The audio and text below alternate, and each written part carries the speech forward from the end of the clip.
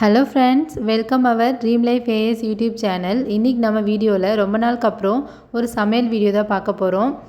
இன்றைக்கி நம்ம கத்திரிக்காய் போட்டு புளிக்குழம்பு எப்படி வைக்கிறதுன்னு பார்க்கலாம். அதுக்கு நான் ஒரு 200 கிராம்ஸ் சின்ன வெங்காயத்தை பொடி பொடியாக கட் பண்ணியிருக்கேன். 2 மீடியம் சைஸ் தக்காளி, ஒரு பல் பூண்டு, அவரைக்காய் கொஞ்சம் கட் பண்ணி வச்சுருக்கேன். நெக்ஸ்ட்டு வந்து நம்மளோட மெயின் இன்க்ரீடியண்ட் அதுதான் கத்திரிக்காய். நான் ஒரு 5 பெரிய சைஸ் கத்திரிக்காவை நீட்டாக வாக்கில் கட் பண்ணி வச்சுருக்கேன். இப்போ நம்ம குழம்புக்கு தேவையான இன்க்ரீடியன்ட்ஸ் எல்லாமே ரெடியாக இருக்குது.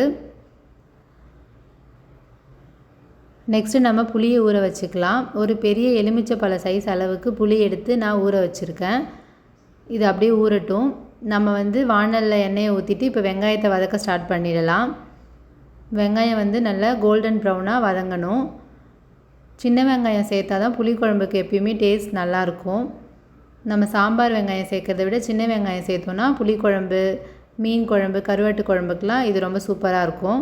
குவான்டிட்டியும் நிறையா இருந்தால் குழம்பு கொஞ்சம் திக்காக வரும். இப்போ வந்து வெங்காயம் நல்லா வதங்கிடுச்சு. பூண்டையும் அதில் போட்டு நான் வதக்கிட்டேன். நல்லா கோல்டன் ப்ரௌன் ஆயிடுச்சு. நெக்ஸ்ட்டு நம்ம இதில் தக்காளியை போட்டு வதக்கிடலாம். தக்காளியும் இப்போ நல்லா வதங்கிடுச்சு. அதுக்கப்புறம் தேவையான அளவுக்கு உப்பு ஆட் பண்ணிக்கலாம். நான் காய் வதக்கும் போதே கொஞ்சமாக உப்பு ஆட் பண்ணிக்கிறேன். நம்ம லாஸ்ட்டாக குழம்பு கூட்டி வைக்கும்போது உப்பு செக் பண்ணிவிட்டு போட்டுக்கலாம்.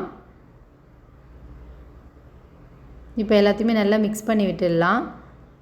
நல்லா எண்ணெய் பிரியுது பாருங்கள்.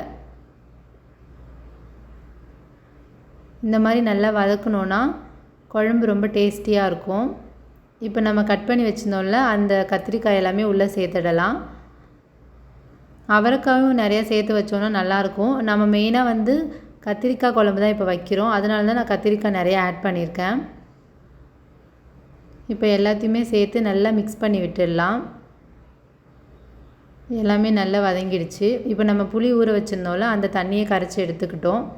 இப்போ புளி தண்ணியை இதில் ஆட் பண்ணிடலாம். புளி ஆட் பண்ணதும் டார்க் ஆகிடுச்சு. நான் வந்து கருப்பு புளி தான் வச்சுருந்தேன். ஸோ அதனால் ரொம்ப டார்க் கலராக இருக்குது. ஒரு சில கடையில் வந்து புளி வந்து ரொம்ப லைட் கலராக இருக்கும்.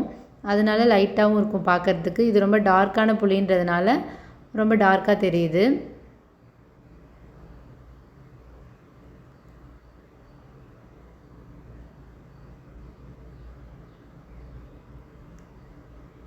நெக்ஸ்ட்டு நம்ம மிளகாத்தூள் ஆட் பண்ணிடலாம். குழம்பு மிளகாத்தூள் வீட்டில் அரைச்சி வச்சுருக்கிறது தான். மிளகாத்தூள் வந்து நான் ஒரு 3 டேபிள் ஸ்பூன் ஆட் பண்ணுறேன். புளிக்குழம்புக்கு காரமாக இருந்தால் தான் நல்லாயிருக்கும். ஸோ 3 டேபிள் ஸ்பூன் மிளகாத்தூள் ஆட் பண்ணுறேன். நீங்கள் காரம் கம்மியாக தான் சாப்பிடுவீங்க அப்படின்னா கம்மியாக கூட ஆட் பண்ணிக்கலாம். இப்போ நமக்கு இது தேவையான அளவுக்கு தண்ணி ஊற்றிட்டோம். தண்ணி கொஞ்சம் நிறையா ஊற்றினா தான் நல்லா கொதித்து வரும். அப்போ தான் மிளகாத்தூள் வாசனைலாம் போயிட்டு குழம்பு நல்லா ருசியாக இருக்கும். தண்ணி ஆட் பண்ணிவிட்டு நல்லா மிக்ஸ் பண்ணி விட்டுடலாம். இப்போ வந்து நமக்கு கொதிக்கிற ஸ்டேஜ் வரப்போகுது. நல்லா கொதிச்சு வருது பாருங்கள். நல்லா நம்ம கத்திரிக்காய் போட்டது எல்லாமே மேலே மிதந்துருக்கு சூப்பராக. இப்போ குழம்பு நல்லா கொதிச்சிட்ருக்கு. இது வந்து நம்ம வீட்டில் ஈஸியாக சிம்பிளாக பண்ணிடலாம். எண்ணெய் கத்திரிக்காய் அது வந்து எண்ணெய் நிறையா ஊற்றணும். ஃபஸ்ட்டு கத்திரிக்காயை வதக்கி அந்த மாதிரி செய்யணும். ப்ராசஸ் கொஞ்சம் போயிட்டுருக்கும். இது நம்ம வந்து டேஸ்ட்டாகவும் இருக்கும், ஈஸியாகவும் சீக்கிரமாக முடிச்சிடலாம். இந்த மாதிரி குழம்பு வச்சோன்னா நல்லா கொதி வந்துச்சுன்னா தான் நல்லா கெட்டியாகும். புளிக்குழம்பு வந்து கெட்டியாக இருந்தால் டேஸ்ட் ரொம்ப சூப்பராக இருக்கும். ஸோ அதனால் நல்லா கொதிக்க விடணும். இப்போ குழம்பு நல்லா கொதிச்சுட்டு செமையாக வாசனை வருது. சூப்பராக இருக்குது. இப்போ இந்த ஸ்டேஜில் நம்ம வந்து குழம்பு ஆஃப் பண்ணிடலாம்.